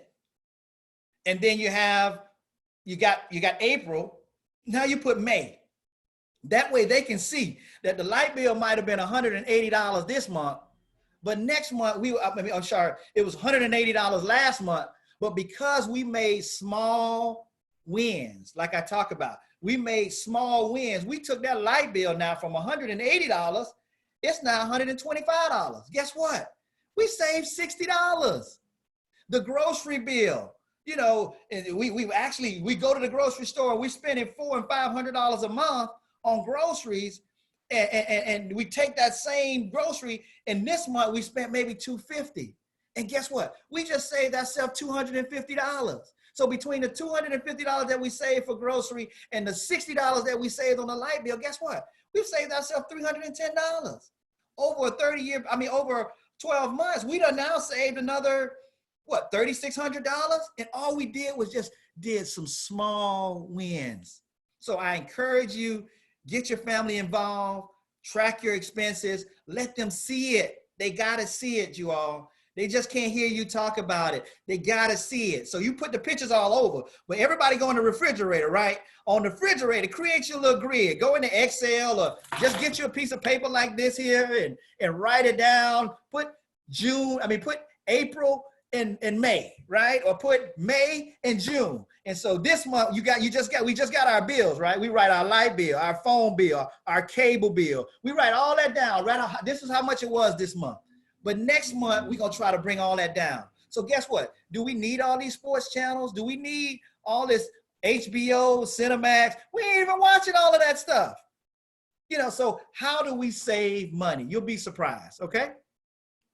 So you got to understand the difference between your income and your expenses. I really want us to know that, because any money earned or contributed to your household is either your personal finances or your business is considered income. You know, so a lot of times we look at income as just the stuff on our paycheck, our paycheck. This is how much I make on my paycheck. But a lot of us have auxiliary jobs. we may do little side jobs. Or everybody got a hustle, right? Everybody got their own little hustle. I do hair on the side, or I tutor over here, or, I may go and I cut yards on the side, or I wash cars here, or, I cook some meals sometime. I might have a little dinner sale, whatever that. All of that needs to be added into your income. Because what happens is, if not, you develop it's sort of a undisciplined habit of just spending money because you know what? This extra. This ain't my paycheck. But if you added that into your budget, it will help you to create more savings. So that down payment and that closing cost that you need, it will help you. Also, money that you spend on every single purchase, this includes both planned and unplanned expenses, is considered an expense. A lot of times we have a little pocket change and we're going to buy this, or we go in the store, we buy stuff that we didn't expect. But guess what? It falls in some category, even if it's uncategorized. Every time we spend money, it's an expense. So there's some things that you can do to help you with that. So this is how you define income and what counts. Make a list of each income stream that you receive on a regular basis each month. Include your earned wages as well as supplemental wages such as child support, Social Security, etc. Mark down the date the income was received and calculate the total. And that's going to be your income. Don't try to, I'm not putting my child support in here, or I'm not putting this Social Security check in there. That's extra. That ain't got nothing to do with what we're doing. Don't do that, guys. Don't cheat yourself. Invest in yourself. Put all of the money on there so you can calculate it. Okay? And then you look and say, hey, so that includes employment income, self-employment income, allowances, retirement, Social Security, disability, governmental income, contract work, whether you're doing an Uber on the side or I got my little hustle, interest or dividends from investments that you get every month. Put it all on your statement so you can track it, because you may have things that will help you to reach your goal of your deposit. Just from saving on little income that you receive that you're really not calculating. If you just included that in your budget, it might shorten your period of reaching your financial goal. Okay? So your gross income. When you because keep in mind, when you purchase your home, it's going to be based upon your gross income. And so many people know that we don't live on our gross income, right? Our gross income is before Uncle Sam, right? But your net income is after deductions. So what does that mean? You get your income, your deductions, then you have your net. But at the same time, when you're qualifying for a loan or a mortgage or what have you, they're going to calculate that based on the gross. So that's why it's important that, we understand. I tell people, don't buy what you qualify for. I say that all the time. Don't buy what you qualify for. And they look at me crazy. People are like, what do you mean don't buy what you qualify for? I say, buy what you can afford. There's a difference. Do not buy what you qualify for. Buy what you can afford. For many of us, we love to hear, I qualify for 350. I qualify for 500,000. I qualify for 400,000. But if I were to ask the question, how much are you looking to pay a month for your monthly mortgage payment? I'll hear numbers like, I don't want to spend over $1,500. I don't want to spend over $1,000. I don't want to spend over $600. Well, there's no special math that you can do that will allow you to get a $400,000 home. I don't care how low the interest rates are, and have a payment that's $6 or $7 or $8 or $1,000. So I want you to really consider these things and saying, hey, before you sit down, and if I were to ask the question right now and I say, hey, what is the maximum mortgage that you're comfortable with? Now, I'm not talking about what you can afford, because if I did your gross income and multiply that by 31% or 33%, that, according to lending, is your maximum housing expense ratio. However, that's not what you're comfortable with. A lot of us, because there's things that are not on our credit report that we have to pay. We have that car loan. We have that car insurance. We have gas. We have lights.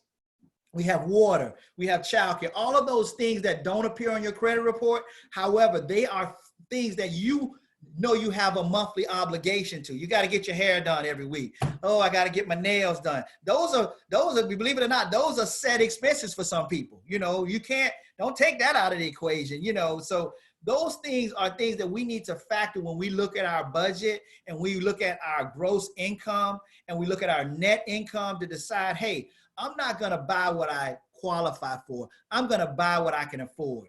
If me and my wife, we came to agreement that, hey, we don't want to go over $1,800 a month, then when I speak to my loan person, I need to say to them, hey, where do I need to be looking that's going to keep me at a payment of $1,500? Or where do I need to be looking that's going to keep me at a payment of, you know, $1,200? Or we don't want to spend over $2,000 a month with mortgage. You know, that's how you want to approach this situation. And you put yourself in a position that you're creating realistic goals, okay?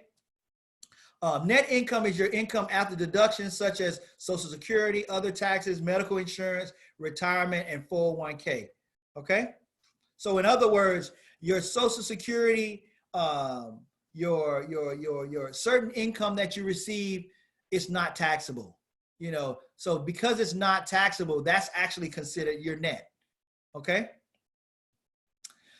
So how can we decrease our expenses? So these are some little nuggets I want us to take with us as well. These are some takeaways. Carry little cash and control your credit card usage. Very important. Carry a little. So in other words, put in your pocket when you leave home what you plan on spending.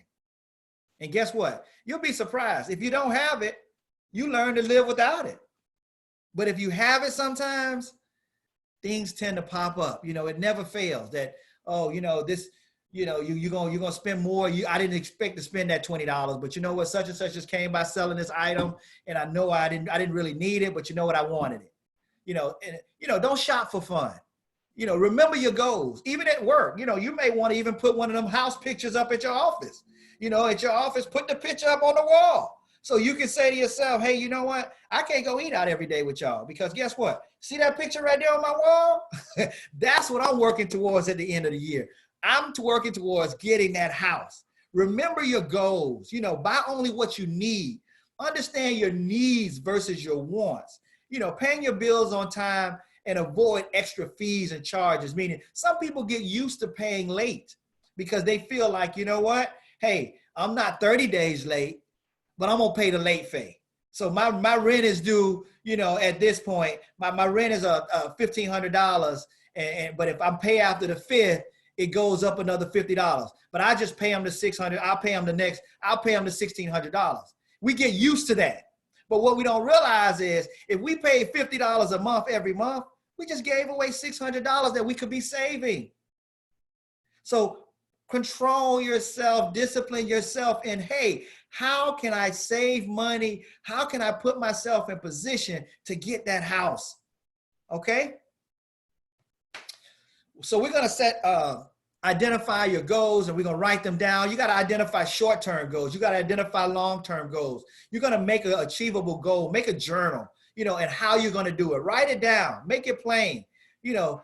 Celebrate when you, like I talked about, putting that thing on the refrigerator. Get the family involved. Celebrate when you guys are able to lower the grocery bill $50 a month. Celebrate when you say, hey, you know what? We lowered the light bill. The light bill went down $40 this month. You know, get everybody involved to say, hey, these are small wins that we can all do that's going to help us to get that house that's on the refrigerator. That's going to help you to get that house that's on your bedroom. Okay? And you can adjust this stuff as necessary, depending upon, you know, what the situation is. So I'm going to leave you with this, and then I want to go over the forms really quick before we leave.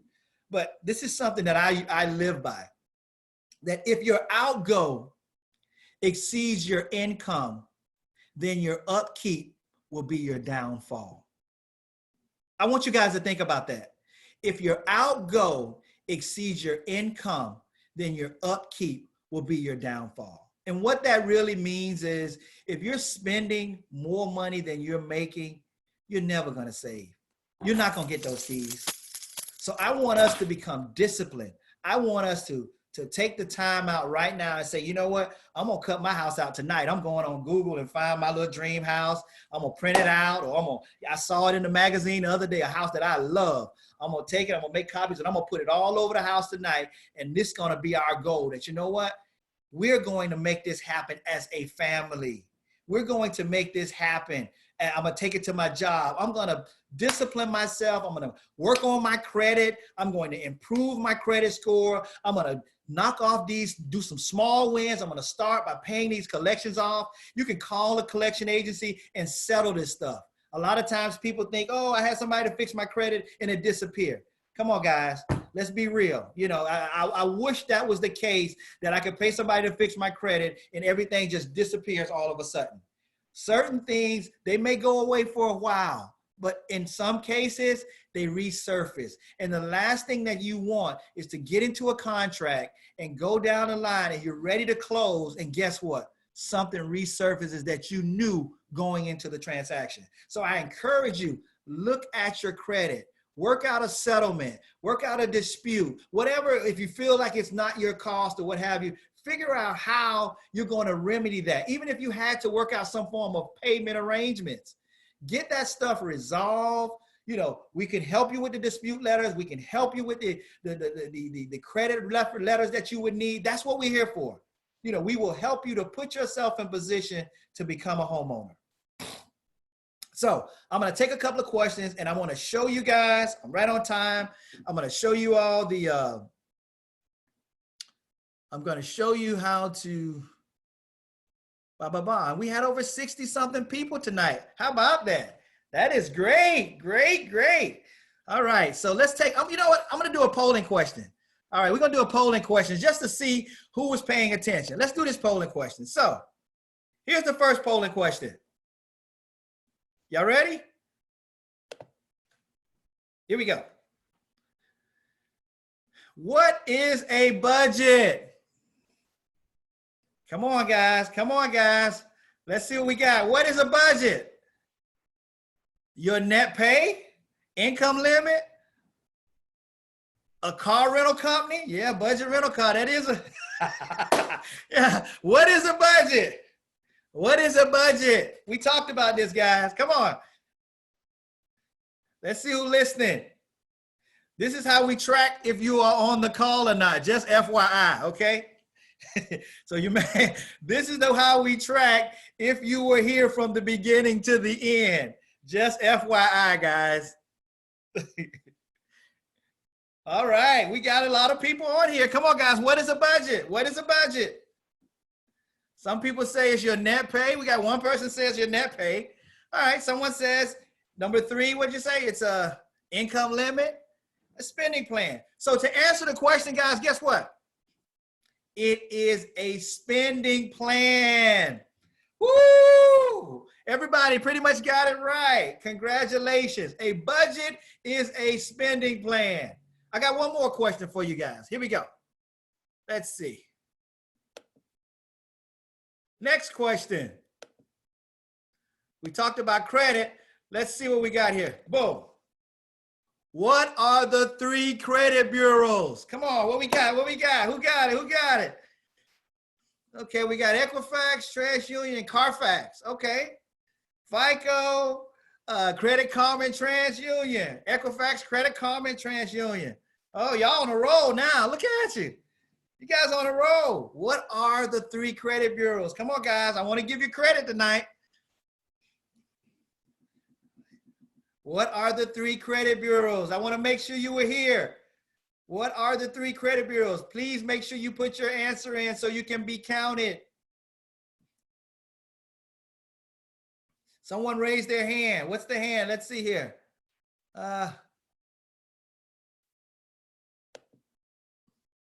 All right, we got a couple of hands raised. We're going to check them out in a moment. All right. Got a few more minutes. Few more minutes. What are the 3 credit bureaus?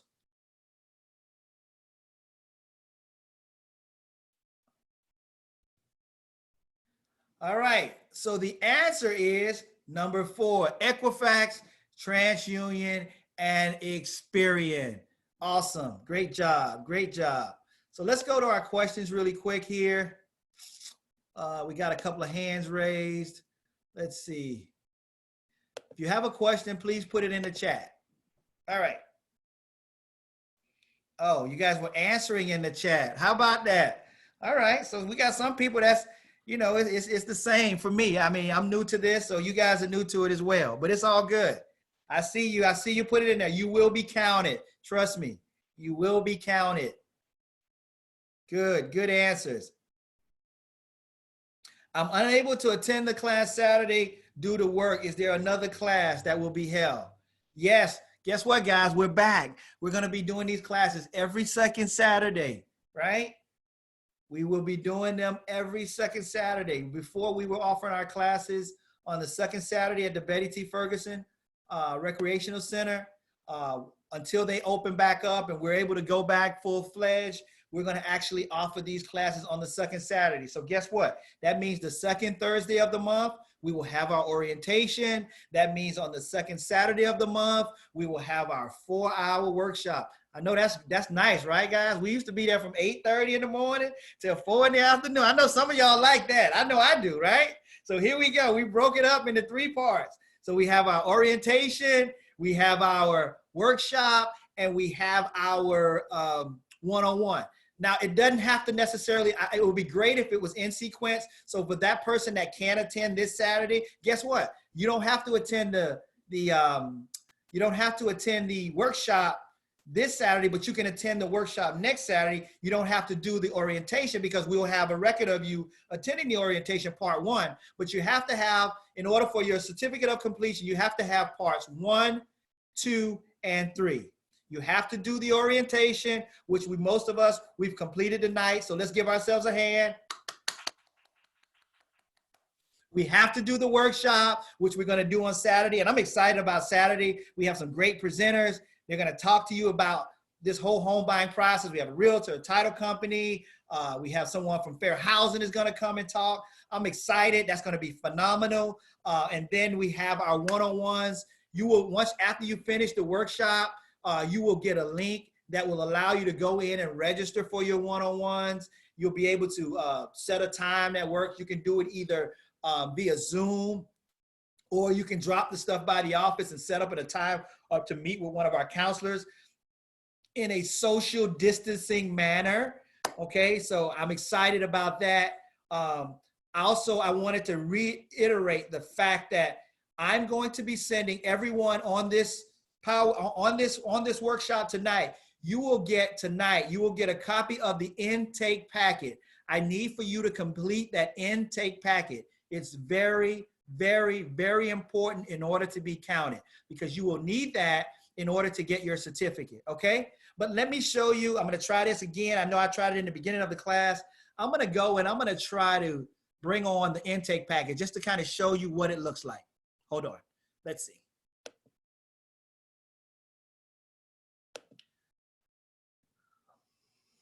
Okay, those of you that have questions, you can go ahead and put them in the box, and I'll also answer those in the meantime.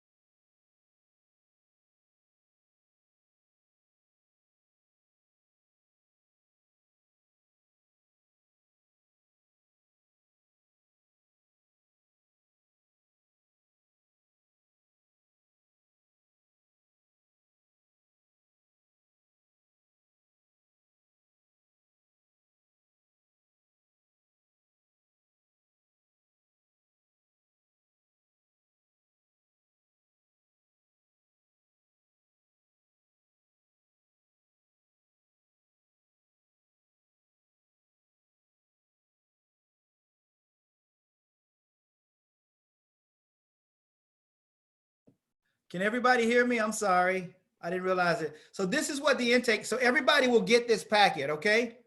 So here's what you will get. Let's share my screen here. You will get a packet that looks like this.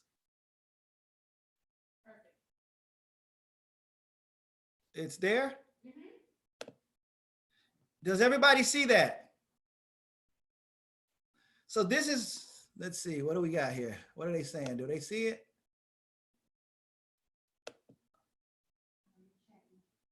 Can everyone see it? Yes. Great. All right. Thank you. So this is your intake packet. Basically, it's a general information. It's pretty much simple in terms of you put your name, your city, state, address. It's pretty self-explanatory. You can fill it out, print it out. And as I stated, you can either scan it in or you can actually drop it by our office. Our office is open Monday through Friday from 9 a.m. to 6 p.m. But I'm going to scroll down just to kind of give you a view of what this consists of. So basically, this is the basic general information session right here. How did you hear about us? Make sure you make that known. That's important to me. Also, education session. You're attending the Homebuyer Education Workshop. Are you working with the lender? Where you are in the process? You just started thinking about the process, or if you signed a purchase contract, or if you're near closing, go ahead and put that in there and go ahead and sign it here. The next page basically is a conflict of interest disclosure.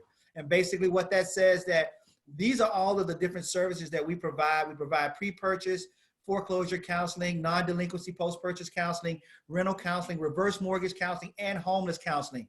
However, because many of us we've experienced in the industry and we have different licenses, we will never put our personal interest before your interest. So it's always about giving you information, not getting you to become a customer. So this is our conflict of interest disclosure. The next form here, we talked about this. This is that budget. You know, you can start filling it out when you come and meet with us for the one-on-one. This is what the counselor's gonna use to really look at that budget and see, hey, where your money is going, so we can track that. And we're going to help you. We're here to help you. We're not here to put anybody on the spot. We're here to help you get through this. This next form is our code of ethics. Basically says that we promise honesty. There's no conflicts. We prohibit any providing your information and soliciting you to any other agencies or anything like that. We are not in cahoots with any other agency. We are a HUD-approved organization that's here to give you information to get your keys. Okay, moving right along. Each one of these pages, also, I want to make note that you need to initial the bottom. You'll be signing the budget. You will initial the bottom of these forms to the bottom, the disclosure information that basically, once again, says that we are a HUD-approved organization and you're not obligated to use anyone that presents at this workshop. You're not obligated to feel any pressure. We use different people every month, and those people are here just to give you the information. However, if you choose to use them, that's your choice, but you are not entitled, or it won't stop you from getting your certificate or anything like that. We are a HUD-approved organization, and we believe in client freedom of choice. Go ahead and make sure you sign that to the bottom, just making sure that you are aware of that. This right here is the 10 important questions. You want to keep a copy of this. These are the 10 important questions that you want to ask your home inspector. And this is what HUD makes sure they say to us, that we want to make sure that you let borrowers know, because guess what, guys? There's no lemon law in buying a home. Okay, so you need to ask these important questions. How long is the inspection? What happens with the repairs? You know, you want to ask your inspector these 10 questions. How much does it cost? What does it what does it include? So make sure you know these things, okay? You go ahead and sign that one. Just we're letting you know that we told you, ask your inspector these questions. And the other thing we told you is it's important to get a home inspection. I say to people that this home inspection, to me, it's a peace of mind. Whether it's $350, $250, whatever the cost is, you're not going to be able to know if there's mold behind that wall and they just painted it. You're not going to be able to know if that central air conditioner, they just put Freon in it last night because you were having an inspection. But guess what? That inspector has different devices and different things that will let you know that. You don't know if that septic tank is any good or not because it may be backing up and they just got it pumped out last week. That's where the inspection comes in place. And I want to share with you and I can't stress it enough. It's very important for your protection to get a home inspection. And so I want you to print out these forms. I want you to go ahead and sign them. I want you to date them, and you can actually email them to us at admin, ADMIN, at ercchelp.org. I will, like I said, I will send these forms to you along with the instructions on where to send them and where you can bring them. Okay, so I thank you tonight for sitting in on this. Once again, I will send the email out right after this, but the email address is ERCC It's admin. It's admin, ADMIN at ercchelp.org. You will get an email with the packet. If you didn't register online and you just jumped in from a link, make sure you put your email address in the chat box so we can get you that. But if somebody just typed it in, awesome. Thank you. Admin at ercchelp.org. Once I send you those documents, complete them. Make sure there's also another thing I want to show you. You got to have, I got to show this to you. One other thing. I'll tell you. You need to make a copy of your ID. Make sure you make a copy of your ID, okay? Make sure you make copies of your most recent pay stub, okay? And we'll give you another checklist after the workshop of things that you need to bring to your one-on-one. But we want to make sure you have a copy of your pay stub. We want to make sure you have copies of your ID, okay? We need those things, and we're going to send you the documents that you need to complete. And if you have any trouble completing them, we will help you complete them. All right. We're here to help. I thank you. If you're self-employed, it's okay. You know, as long as you file your income taxes, it's okay. You know, I see that question here. Taxes. What about taxes? We're gonna work with you. We're here to help you. We are a resource. That's why the name of our company is Experts Resource Community Center. I want you to remember that. We're located right here in Miami Gardens at 610 Northwest 183rd Street. We are a resource from 9 a.m. to 6 p.m. Suite 202.